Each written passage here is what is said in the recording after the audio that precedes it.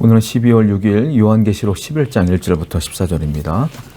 또 내게 지팡이 같은 갈대를 주며 말하기를 일어나서 하나님의 성전과 제단과 그 안에서 경배하는 자들을 측량하되, 힘센 천사가 갑자기 요한에게 막대기 같은 그 지팡이 같은 갈대를 주면서요, 성전 안에 있는 그 사람들을 측량하라고 명하는 거예요.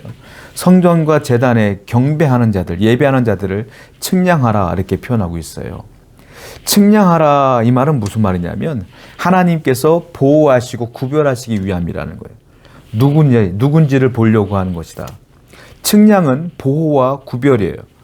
한마디로 말하면 하나님께서 성전 안에서 예배하는 성도들을 보호하시며 구분하시고 구별하시겠다, 이 표현인데, 이 당시 수많은 사람들은, 초대교회 성도들은 심판을 당하고 고통을 당하고 핍박을 당하고 환난을 당했단 말이에요.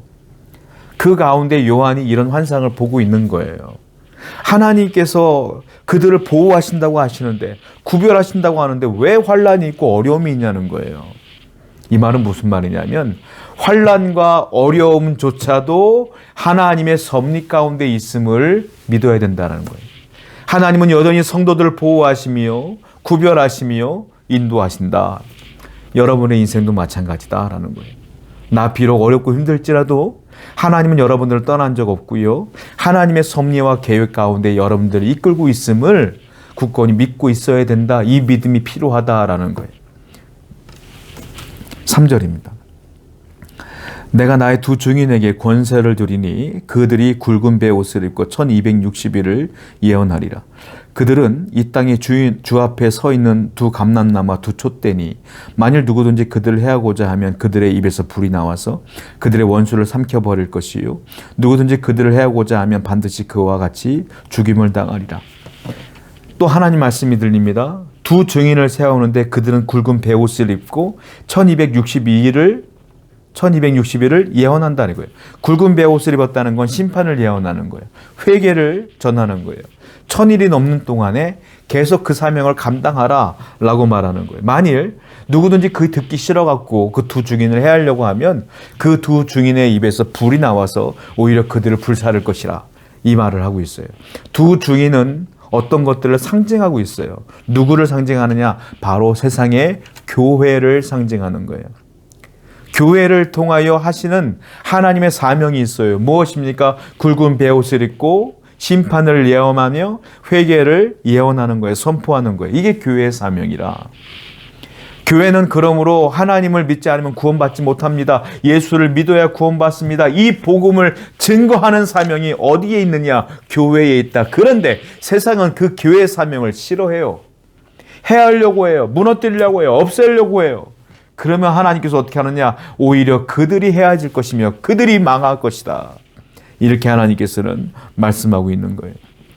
여러분, 그렇습니다. 우리 교회는요, 하나님의 권세와 능력과 보호하심을 받고 있는 거예요. 그러므로 우리는 담대하셔야 돼요. 우리 교회 구성원 여러분들은 이 복음을 듣고 세상으로 나가지만 담대하게 증거하셔야 돼요. 하나님이 이 교회와 이 교회에 속해 있는 여러분들을 반드시 보호해 주시기 때문에 그렇습니다. 7절입니다. 그들이 그 증언을 마칠 때 무정행으로부터 올라오는 짐승이 그들과 더불어 전쟁을 일으켜 그들을 이기고 그들을 죽일 터인즉. 두 증인이 죽어요. 죽는다는 거예요. 무정행에서부터 올라온 것들로 인하여 죽는다. 그런데 놀라운 일이 있어요. 이 앞에 그들이 그 증언을 마칠 때에, 그 증언을 말씀하신 것들을 다 마치고 완료한 후에 교회는 죽는다, 이 말이에요. 죽는 게 아니라 사명은 다 완수된 것이다 라는 거예요. 죽음이 교회를, 또한 성도를 막을 수가 없다. 성도들은 사명 감당하고 교회는 사명을 다 완수한 후에 하나님의 일에, 하나님의 역사에 참여하게 된다. 그러므로 교회와 성도들은 하나님의 사명에 집중하는 거예요. 다른 거에 집중하는 것이 아니라 이 사명 감당하는 데 집중할 때에 하나님께서 반드시 역사하실 줄로 믿습니다. 10절입니다.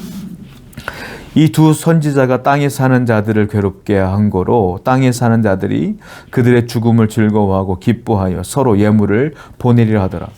이 두 선지자, 두 증인이 죽었어요. 죽었더니 세상이 어떡합니까? 세상이 즐거워합니다. 세상 사람들이 너무 행복해합니다. 그들의 죽음을 기뻐하고 즐거워하며 서로 예물을 보내면서 야 들었냐? 두 증인이 죽었댄다. 이 얘기를 하고 있는 거예요. 너무 행복해하는 모습들을 보게 되는 겁니다. 왜 그랬을까요? 왜 두 증인이 죽었을 때 사람들이 행복했을까요? 두 증인은 무엇을 선포했어요? 심판을 예언했어요. 너희들이 하나님께 돌아오지 않으면 망할 것이야. 세상 사람들은 그게 듣기 싫은 거예요. 오히려 그들이 우리를 해하려고 한다고 착각을 한 거예요. 오히려 그 두 증인, 즉 교회가 복음을 증거함으로 그들을 살리려고 한 것인데 그들은 듣기가 싫은 거야. 오히려 우리를 괴롭게 한다라고 생각했던 거예요. 그런데 그 교회가 망하고 두 증인이 죽었다는 얘기 들으니까 자기들은 행복한 것이에요.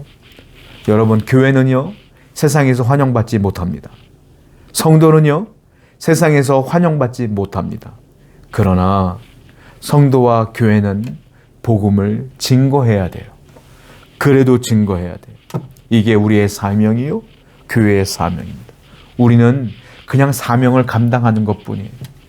그 결과는 우리는 몰라요. 우리는 하나님께서 주신 사명을 감당하시는 여러분 되기를 축원드립니다. 11절 3일 반 후에 하나님께로부터 생기가 그들 속에 들어가매 그들이 발로 일어서니 구경하는 자들이 크게 두려워하더라. 죽은 지 3일 반쯤 되었을 때에 하나님의 생기가 그 두 증인에게 들어갔어요. 그랬더니 그 두 증인이 일어섰더라. 두 발로 섰어요. 사람들이 그걸 보고 얼마나 두려웠겠습니까? 오히려 세상 사람들에게 두려움이 더 들어가더라. 하나님이 살려줬어요. 세상의 기쁨은 3일 반뿐이 안 갔어. 하나님께서 그들을 살려주셨어요. 교회가 무너진 것 같지만 하나님이 보호하시는 교회는 절대로 무너지지 않는다. 다시 일어난다.